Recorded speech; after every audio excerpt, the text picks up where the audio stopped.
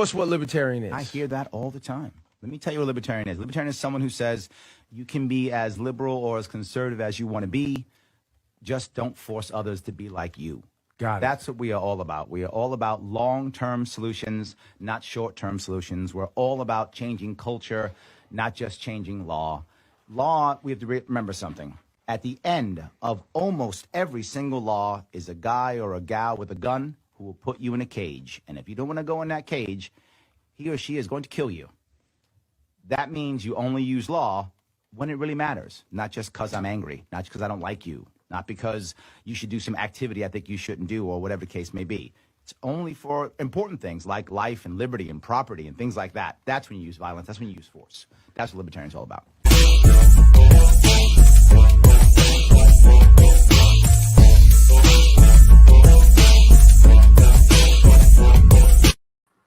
Yes, Larry Sharpe here. It is Libertarians Drinking Coffee Live yet again, rocking and rolling, trying to bring you more and more libertarians who are running, showing you that it's not only about the presidential election this year. It is about that, but not only about that. There are lots of people who are running all across the country, locally, trying to make impact. And if you care about that, then do me a favor. Like, comment, share. We cannot grow our own media if you don't do what you can to like, comment, and share it so others see it again and again and again. So I want to say I have someone here today. I have a friend of mine, someone who is running right now in Oklahoma for the Corporation Commission, the man himself, Todd Hagopian. How are you, sir? Very good. Thank you for having me, Larry. Of course. And I got my coffee. The brand is strong as always. That's right. But I rushed you, so I apologize. You couldn't get your coffee. You can drink coffee after. That's all right. I was trying to get here quick, and I almost got pulled over, and then a ladder fell off a truck in front of me, and then I got caught behind a train, and it was like the duopoly just didn't want me to do this interview. They're scared, Todd. It's a conspiracy. They're scared. I got to tell you, I got a ticket for the first time in probably, I don't know, 15 years. I hardly ever get a ticket. But I got one, and the worst part is I got spoiled. When I ran for governor, we're running across the state. If I get pulled over, a lot of the state troopers know who I am. So don't get me wrong. It's completely unfair and wrong, and it's crappy, but I'm happy they do because they rarely give me a ticket. So they'll catch me and go, all right, whatever. Oh, yeah, go, stop, and let me go. But I was in Jersey. And the Jersey cops have no idea who I am. No. They were like, I don't care who you are, ticket. So didn't work. Anyway, so I got to ask you, Todd. Yep. You know, you have thought about running before. Yep. No, you have. You thought about running for the LNC chair. Yep. But then you decided that what you wanted to do was this Oklahoma Corporation Commission. Yep. And this year. Why that? Why now? Yeah, it's a great question. So I did start a chair campaign last year for the national chair. And one of the planks was actually that we had to focus on local elections, on winning local elections. And as I started talking to people, people really wanted a chair that had some local activism, that had been a part of the state parties. And that wasn't me. I had good ideas. I think that right ideas, but just wasn't the right person for the job. So I endorsed Joshua Smith. And then I started looking at what can I run for next. And I did actually, and then I did actually go after a school board position, and that didn't pan out. And as we were looking at this next election, I wasn't planning on running, but a few of us were trying to take a look at Corporation Commission and get a candidate in there. And as it became apparent that a Democrat was not going to file, we knew that we had a chance to do some real damage in this race. Oh, two-person race. And nice. So I started looking at what it does, what it entails. And really, it just fit my skill set very well. And I said, okay, you know what? Some guys drafted and put some money together, and we put together a filing fee, and we jumped in there right at the last second on the filing deadline. So they only have a couple-day deadline in Oklahoma. So you basically had a 72-hour window, and we jumped in. I love that you found a local spot that you can make some damage. And you said that. I love that. You said we can do some damage. I love that kind of run. Two-person race, amazing, which means you're going to, by default, get whatever protest vote there is by default. Right. And then people who hear who you are, they'll vote libertarian at least once. By the way, is this an actual partisan race or no? Yes, it's a partisan race, and it is statewide. There's going to be 1.2 plus million voters in this race. So we're talking about getting hundreds of thousands of libertarian voters here. That is amazing. Yep. So what does it do? Like, I don't know what it does. Yeah, it's funny. A lot of states do have corporation commissions. Not a lot of states have powerful ones. Oklahoma, powerful one. And the reason is because these corporation commissions basically regulate industries that are supposed to potentially have an effect on the public safety. That's really what it is. And so in Oklahoma, you're talking about oil and gas, you're talking about transportation, you're talking big deal utilities. And yeah, it's a huge deal. Over 25% of Oklahomans are employed in oil and gas. So this corporation is extremely powerful in Oklahoma and typically has, entrenched Republicans running for it and almost never has Democrats even challenging. And so I think the average tenure of a Oklahoma corporation commissioner is like 17 years. They get it and they stay and wow. And so that's what we do is essentially we figure out what regulations do and do not be needed in the state. And they're going to be scared of you.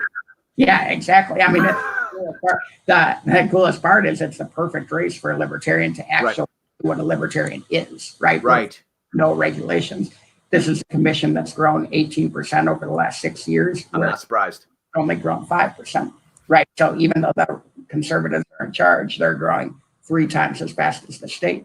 And there's a great chance for us to show what true conservatism is, what true libertarianism is. So let me ask you, if you are able to actually win this thing, do you have a couple of issues that you're talking about now, 2 or 3 that are like really the thing you want to work on? Yep, absolutely. So the first one is clean, right? It's just cut the red tape. There's too many regulations, so let's cut the regulations.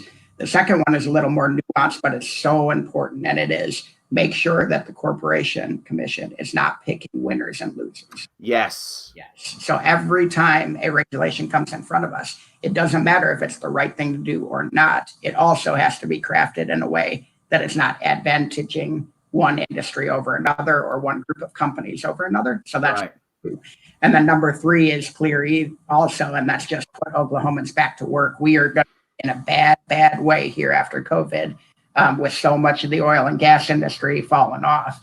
And get those regulations out of the way and get people back to work. Otherwise, our state is in big trouble.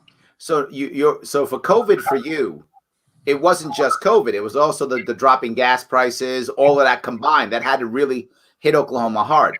That was actually the biggest thing. So COVID didn't hit Oklahoma hard. We've had a pretty reasonable time with COVID comparably to other states. But when that oil just collapsed, I mean, that took everybody out. We have tons of unemployment. We have tons of companies doing furloughs. We have lots of little guys are going to go unemployed. There's people who own farms that are allowing people to drill on those farms that you are used to getting royalties that now won't get royalties. Just a lot of impact in Oklahoma.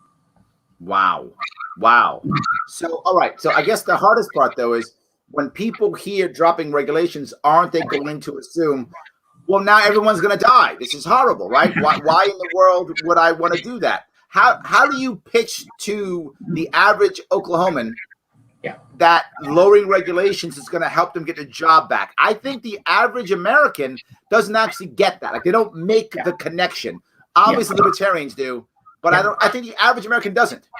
Well, here's the good thing. In Oklahoma, you have a very conservative state to begin with. Sure. Right? So everybody is already more pro deregulation than not. And then on top of that, you have 25% of the people are in oil and gas, right? So everybody knows somebody that was affected by it. Gotcha. Everybody has one story or another where a regulation stopped them from getting a job or caused a layoff of somebody they know. So there's a lot of deregulation undercurrent in Oklahoma. And what we need to do in this race is basically show people that the Republicans are not doing what they say they're going to, which is deregulate industry. Mm-hmm. Highlight the fact that this commission's growing 5 times as fast as the economy, which that's huge. No justification for that, and this was supposed to be an oil and gas commission, and automotive commission originally. And Got now it. suddenly transportation's the biggest one. So what are they doing? They're going after the truck drivers. Well, 92% of truck driving outfits are small businesses. Sure. Owner And they don't have the operators and resources. stuff like Yeah. that. Sure. They don't have the resources to keep up with these. I used to be one. States. There you go. So I you used to be one. you drive Absolutely. through Oklahoma, you don't know what we passed last week, right? Right. The probably know, but you don't know, and you get nailed with a fine. So, I mean, all these regulations go directly against innovation and small businesses and driving new jobs into Oklahoma. Got it. Wow, I love that. The reason why I love this so much is you said I care about local. Then you know what? I'm going to go do local, and you picked one that fits your skill set. You could actually make some impact. I love that. So let me ask you. I got to do it. I know it may drive you crazy, but Oklahoma, Tiger King. Yep. Everybody loves that Tiger King. I mean, you were there when he was running, right? Kind of. I actually moved to Oklahoma right during the primary. During the primary. Mm-hmm. So I reached out to all three primary contenders, including Joe. Yes, of course. We had an interesting exchange. There was a lot of ulterior motives on making money off of that run. And he clearly wasn't my candidate, but it was an interesting primary to watch. And of course, I ended up actually latching on to Chris, who you had on the other day, who ended up being our nominee. Chris and I had lunch when I was in Oklahoma. I went there and I raised money. And I had lunch with him there. So yeah. He actually got me into the Oklahoma party, where I'm now the Tulsa regional chair. So, it's amazing. Yeah. So let me now look at. You now have hindsight, right? Yeah. Yeah. You can look back and say, okay, now with hindsight, overall, was Joe Exotic's run good for Oklahoma libertarians? Not good? Did it not matter? What's the balance in your mind? I mean, obviously it gave us press, right? That's obvious. Yeah. Now that you're there. Yeah.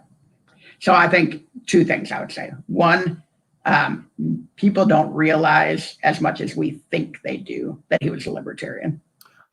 Okay. So that people that are watching this series that aren't libertarians, that's not popping out of them like as the number one thing Got it.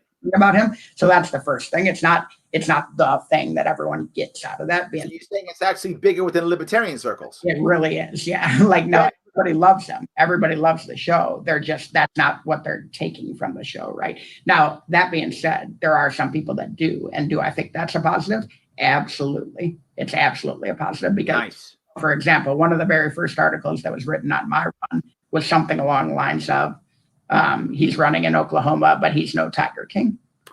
Wow, that's great. Yeah, right there in the headline from Libertarian Republic, right? So, and essentially what the beginning of the article was is, hey, this guy is, married, father of four, suburban, president of a company. He's not at all like Joe Exotic. Right.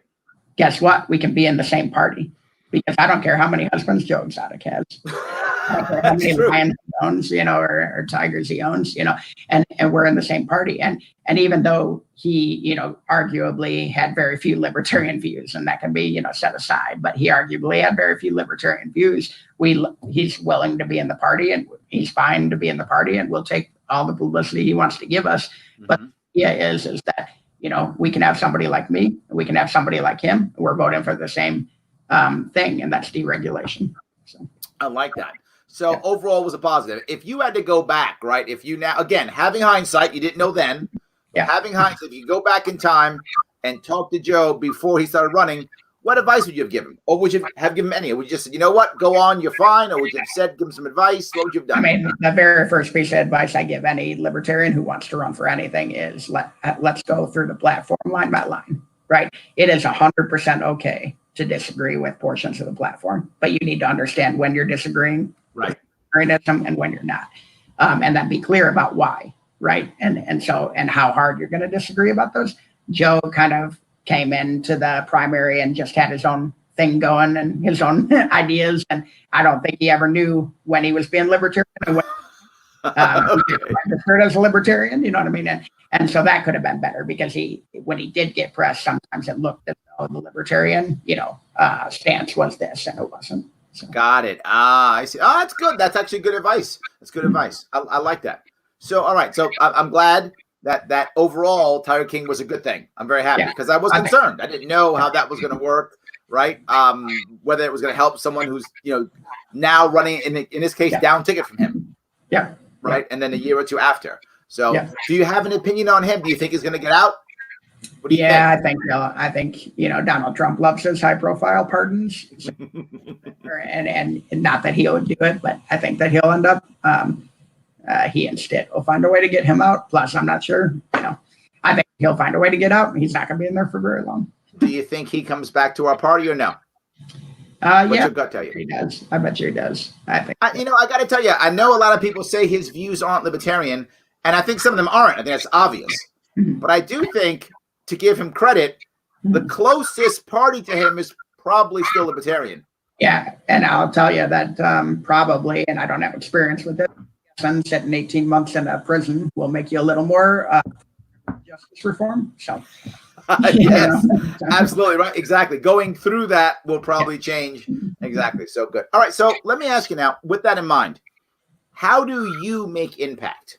Right. I mean, this is going to be tough, right? I know Oklahoma, is it shut down the same as New York? Is it a little bit different? How were you guys shut down? Yeah, we had a pretty light shutdown. So I've been in the office every day the entire time. But there are industries that shut down. Obviously, restaurants, you couldn't go in and stuff like that.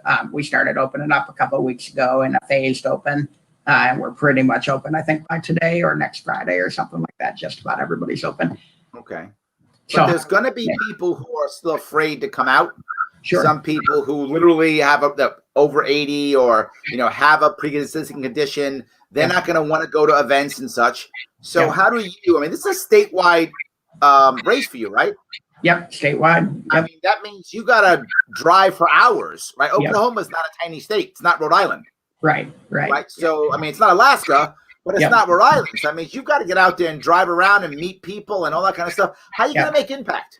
Well, and I think part of that is going to play into my strength, which is social media, right? So social media is something that I think that I'm decent at. And with this race, people aren't going to want to go out and they're reading stuff. And that makes press even more important. That makes SEO more important. That makes Twitter ads more important. It makes radio more important. Yep. We've already gotten a list of over 100, media outlets in Oklahoma. We have emails, we have phone numbers. We've got a press packet that we put together. We're going to reach out to those folks. We're working on a nationwide fundraising campaign with libertarians saying, hey, listen, this is a winnable race. Yep.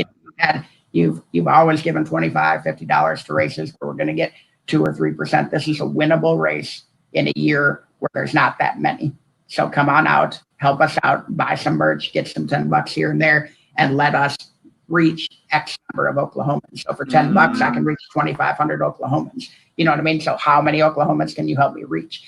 Sure. We're going to get at it is social media through the traditional press, because also they're going to be interested in this story. It's like, wait, I'm making a real run, a one-on-one run against a Republican, So I think we're gonna do it. I am actually not planning on the foot traffic, although I'm putting together a foot traffic team. So foot soldiers that'll be out there knocking on doors, and we already have 10,000 libertarian addresses, and we're gonna go out and get there's actually 300,000 independents in Oklahoma, registered independents. Wow. And the reason we only have 10,000 libertarians is because we haven't been able to be registered just until. I know that feeling. Yeah, exactly. So there are a lot of folks who consider themselves independents, and those are going to be the people that we really target with our foot traffic. Nice. Oh, that sounds amazing. I love it. So how do you handle the fear? The fear right now that you see that polarizes people, right? That says, if I lean right, I got to vote, the Republicans. I got to vote Trump. If I lean left, I got to vote Democrats. I got to vote, Biden. What's the Democrat one? Vote blue no matter who. Yeah. Right. Yeah. That's I'm using the Democrat one, but the Republicans think the same way, right? They both believe that you got to vote red or blue. If you don't, the world's going to end, right? That's it. The world's going to end. How do you get around that fear in Oklahoma? It's a great question. There's a lot of states, and this is kind of how I look at it. There's a lot of states that one party always dominates. Okay. I know. I'm the opposite of you. Yeah. And people like to ignore those states. But the idea is. Hold on. I just realized something. You're wearing a red shirt. I'm wearing a blue shirt. Yes, sir. Oh, my God. We just became stereotypes. That's right. Yes. People like to they like to ignore these states, right? Like it's impossible to win. This other guy is always going to win. Yeah. And these are the states we actually need to be focused on, especially when you can get down to a two-person race. Okay. So now the Democrats, they're not going to go out and vote for the Republican. Okay. So how do I get some Democrats to endorse me? So Democrats with the we're not going to pick winners and losers message. You go after the conservative Republicans with cut red tape, and then you go after everybody with the put Oklahomans back to work. So you have different strategies for different types of people, and you go after them with different messages. And essentially one of the underlying messages is this is a protest vote. This is a none of the above, and you don't actually have to go out and say, I'm going to go out and get 51% of this and you're going to elect a libertarian. That might scare a Democrat, right? It's possible that I go out there and just say, listen, you need to stick it to the Republican. And or Trump, or you need to stick it to the Republican. And the independents, hey, forget about the two major parties. We need to get a third party vote. The record in Oklahoma is 271,000 votes for a third party run. We are going to crush that record this year. We are going to beat the third party record. So that's to the independents is come on board. Let's stick it to the duopoly. And so the idea is you have a different message for each of them and kind of come over that fear on this is why it's a good idea to join this team this year. This is what I was thinking, in New York State specifically, right? New York State, obviously, we're the opposite of you. Democrats run everything, right? They just run everything. In New York City, I think there are 51 people on our council. I think 3 are Republican. Everyone else Democrat, right? I mean, just it's dominated by Democrats. In New York State, what we have in our state, Democrats dominate the Senate and the Assembly, and of course, for about 12 years, you're going to have the governorship. Right. So, I mean, we have a totally blue state. Right. But my point then is, why would you vote blue or red in a statewide election? Yeah. In a statewide election, blue always wins. Right. So it's not like if you vote libertarian, it's going to all of a sudden have the out of nowhere. Now we become a gold state. Yeah. Now, could we get a gold victory? Yeah, but it's still blue state. Right. So if you're a Republican, why vote Republican? You're throwing your vote away. Oh, they hate hearing that, right? You throw your vote away, right? Or if you're voting Democrat, you're throwing your vote away. They're going to win anyway. So I do see where you're going. It does make sense. The sad part is, though, in my case, the Republicans rarely allow two-person races. Yeah. Democrats too. It's rare in my state. It happens, but it's very rare. I've heard in many other states there's two-person races when it comes to libertarian. My state, really, our Democrat and Republican parties still fight for almost everything. Even if they shouldn't, they fight for almost everything. In fact, when I ran, it was a 5-person race. Oh, wow. When I ran for governor, a 5-person race. Yeah, a couple of different little parties, too. Yes, so just it's really it's a different world. But I get what you're saying completely. So that's how you get past that part. I love it. Are there any, I mean, you mentioned, people who are gas, oil, right? Are they niches for you, or are they going to say, let's go Republican because we're scared? No, we are going to talk to those folks. Obviously not lobby with them and whatnot, but we're going to talk to them and listen to them and let them know what we're all about. I mean, the folks who are looking for a politician that can be bought and that can, implement policy that helps their industry, then those are the folks I'm not your guy. The folks who. I feel like small business is a natural connection for you. Am I wrong with that? No, that's the one. So the folks that are used to getting the people who pay off politicians and lobby and have that, those are going to be the people that are on my side. And the small businesses are a huge contingent in Oklahoma. So, aren't you a small business owner? I used to be a small business owner. Used to be. Okay, there we go. Right now, I run a company that's owned by Berkshire Hathaway, who's a $500 million business, right? So I run a business, but it's not my own. Gotcha. But you've been there, so you know what that's like. So that's a natural connection for you also, I think. Yep. All right. So I've run big businesses, 700 million. I've run small businesses, very small. I understand how regulations can actually impact the different businesses different ways. And I understand the advantage that the big businesses have and how they use that to nail businesses. So I'll be able to make that connection here in Oklahoma. Good. So I hope you win. That'd be amazing. What if you don't win? Do you have a do you have, I guess, a consolation prize or a second win that you would say? I mean, for me, I was very lucky in New York State. I don't win. I get ballot access. Easy consolation prize for me. How about you? Well, our three goals in the campaign from that perspective are: one, ballot access. So we need 2.5%. Obviously, we're going to get that because we signed up for a statewide race without a Democrat. So that one's going to be good. 271,000 votes is the next one. Let's keep on the third party record until we get to 51%. You know what I mean? And then obviously 50.1% is the third, and that's a win. So I love that. It's amazing. You actually can measure each one of those for whatever your wins are. And I got to tell you, a lot of people who run, they don't have it that clear cut, that crystallized. Yeah. I love that. Is it okay if I ask you an LNC question? Sure. Someone actually asked, have you changed your mind on your endorsement of Josh Smith, because now Joe Bishop Henchman is in, Luke Wenke is in? Have you changed your endorsement at all, or you still have the same endorsement as the past? No, I have the same endorsement, and I like both of those folks. I know Bishop Henchman and I messaged back and forth when I was running. Wenke helped me actually put together a chat with the New York Libertarians at one point in time. So I know both of those gentlemen. But Josh Smith, he's matured and grown so much over the last 2 years, and just I really appreciated how he's handled all the nonsense that's going on right now about what to do with the convention. I mean, he's been very mature, very straightforward about it. And, any of those three guys would do fine in Josh's camp. Yeah, no, I know them all too. I'm good. I'm totally good. Great. Do you have a view on Mike Shipley with him also running?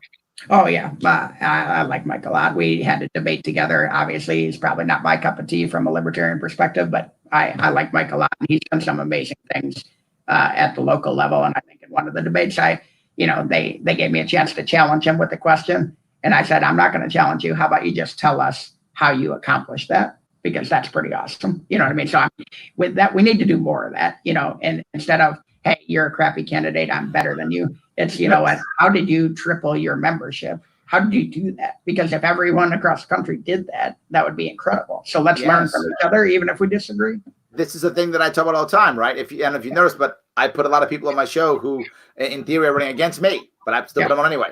I don't care, because I want to have a conversation, right? The worst part is, for anybody who's running now, if you're running against each other in the party, a month or two from now, you're going to have to be in the same team, aren't you? That's right. That's right. So why do I want to start going, Todd, that guy's a jerk, I hate that guy, and then a month later, oh, you should all vote for him. Did you just call him a jerk last month?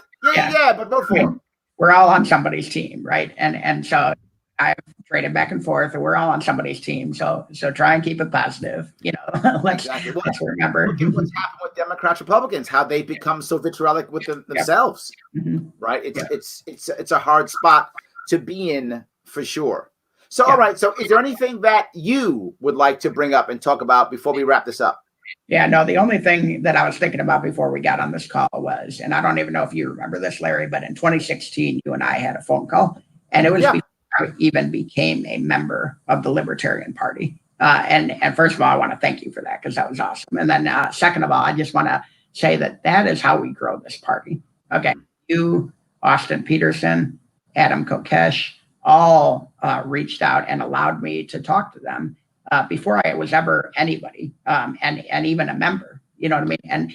And that's how we're going to grow this party. So I think that when we're talking on Twitter, when we're talking on social media, or even in the office, we just have to be really conscious about how we're talking about libertarianism. Mm-hmm.